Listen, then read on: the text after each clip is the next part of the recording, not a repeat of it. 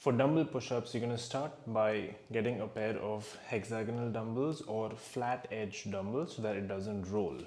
Next, you're going to lay down on the floor and keep the dumbbells beside your chest. You're going to start at a high plank position on your toes with your head, hips and heels in one line.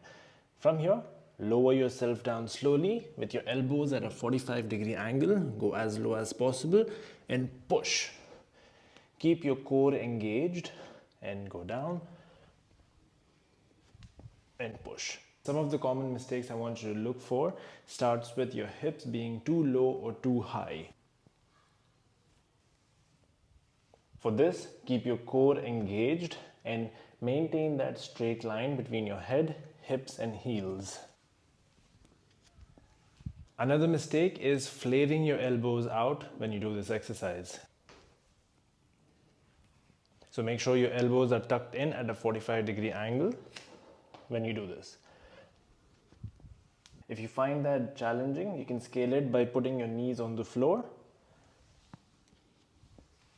or by doing dumbbell floor press.